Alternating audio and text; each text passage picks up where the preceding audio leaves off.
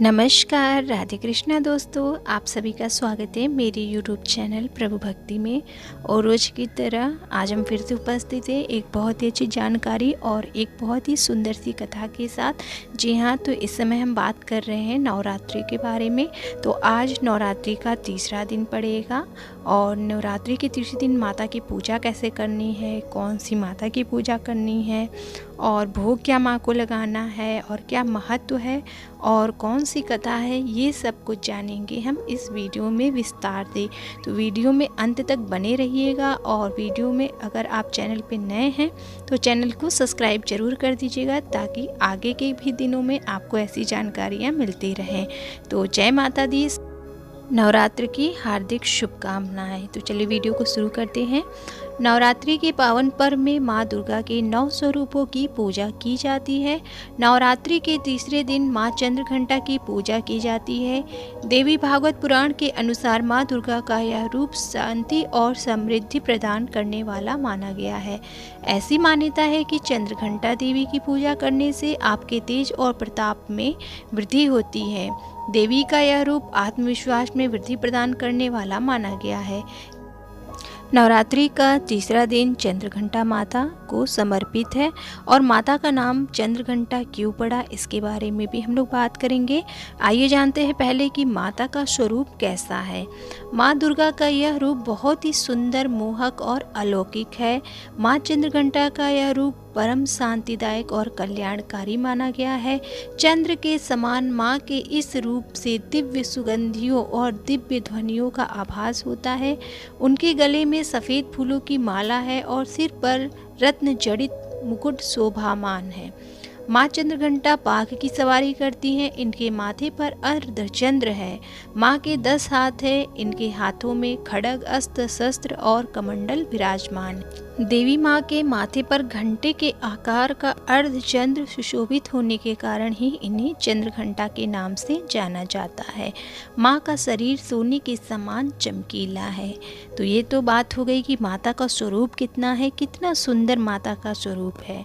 आइए अब जानते हैं नवरात्रि के तीसरे दिन की पूजा विधि क्या है। नवरात्रि के तीसरे दिन सुबह आप जल्दी उठे, स्नान आदि से निवृत्त होने के बाद माँ की पूजा करने के लिए सबसे पहले आप मंदिर की साफ़ सफाई करें। और जब आप सफाई कर लें तो जो चौकी आपने लगा रखी है या आप जहाँ मंदिर में पूजा करते हैं माता के, अपने घर के मंदिर में, सभी देवी देवताओं का आह्वान करें। माँ चंद्रघंटा का ध्यान करें और प्रतिमा को गंगा जल से स्नान कराएं। अगर तस्वीर है तो उसे अच्छे से साफ करें। माँ चंद्रघंटा को धूप, रोली, चंदन, दीप, अक्षत अर्पित करें। पूजा के दौरान माँ को कोमल और शंखपुष्पी के फूल चढ़ाएं। पूजा के बाद शंख और घंटा जरूर बजाएं। ऐसा करने से जीवन में आ रही सभी परेशानियां दूर हो जाती हैं। माँ को दूध या फिर दूध से बनी मिठाई का भोग जरूर लगाएं। माँ के मंत्रों का जाप करें और चालीसा पढ़ें। और अगर आप दुर्गा सप्तशती या और भी कोई ग्रंथ पढ़ते हैं माता रानी का तो वो ज़रूर पढ़ें। फिर आरती करें, धूप दीप दिखाएं, कपूर दिखाएं, पूरे घर में आप धूप की धुनी दिखाएं। ये करना बहुत ही शुभ होता है और सकारात्मक ऊर्जा आती है घर में, नकारात्मकता बाहर जाती है। और माता रानी के ज़ोर ज़ोर से जयकारे लगाएं और आरती भी ऊंचे स्वर में करें। ऐसे करके आप अपनी पूजा संपन्न कर लेंगे। और अंत में क्षमा याचना जरूर करें क्योंकि पूजा के दौरान हमसे कोई ना कोई गलती तो अवश्य हो जाती है। तो क्षमा याचना जरूर करें और अंत में माता रानी का आशीर्वाद लें और घर में जो भी बड़े हैं उनका आशीर्वाद लें। इस तरीके से पूजा हो जाती है। और शाम को भी आप आरती और दिया, धूप, ये सब जरूर करें। तो आइए अब जानते हैं माता रानी चंद्रघंटा जी के मंत्र। या देवी सर्वभूतेषु माँ चंद्रघंटारूपेण संस्थिता नमस्तस्यै नमस्तस्यै नमस्तस्यै नमो नमः। ये माता चंद्रघंटा का वंदना मंत्र है। इस मंत्र का कम से कम आपको 11 बार जप अवश्य करना चाहिए। इस मंत्र से माता की वंदना करने के पश्चात आपको माता के अन्य मंत्रों का भी जप करना चाहिए। अन्य मंत्र में आइए और जान लेते हैं। दूसरा मंत्र है ओम देवी चंद्रघंटाय नमः। माता चंद्रघंटा के इस मंत्र को बहुत प्रभावशाली माना गया है। इस मंत्र का जप करने से शारीरिक और मानसिक परेशानियों से आपको छुटकारा मिलता है, साथ ही परम पद की आपको प्राप्ति होती है। और बहुत आसान मंत्र है, और भी जान लेते हैं। तो तीसरा मंत्र है ऐं श्रीं शक्ते नमः। क्या है? ऐं श्रीं शक्ते नमः। ये माता चंद्रघंटा का बीज मंत्र है। इस मंत्र का कम से कम आपको 108 बार एक माला जप करना है। इस मंत्र का जप करने से आपको समस्त दुखों से मुक्ति मिलती है और माता के आशीर्वाद से आप शांति का अनुभव प्राप्त करते हैं। शास्त्रों के अनुसार इस मंत्र का जप करने से आप में आत्मविश्वास भी बढ़ता है। इन मंत्रों के जप के अलावा आप दुर्गा सप्तशती का भी पाठ कर सकते हैं। मंत्र जप के बाद अंत में आपको माता की आरती करनी चाहिए। तो ये तो कुछ मंत्र थे जिन्हें आप जप कर सकते हैं अपने सामर्थ्य अनुसार। अब आइए जानते हैं माता चंद्रघंटा की पूजा का क्या महत्व है। माँ चंद्रघंटा की कृपा से ऐश्वर्य और समृद्धि के साथ सुखी दाम्पत्य जीवन की भी प्राप्ति होती है। विवाह में आ रही समस्याएं दूर हो जाती हैं। इनकी आराधना करने से साधकों को चिरायु, आरोग्य, सुखी और संपन्न होने का वरदान मिलता है।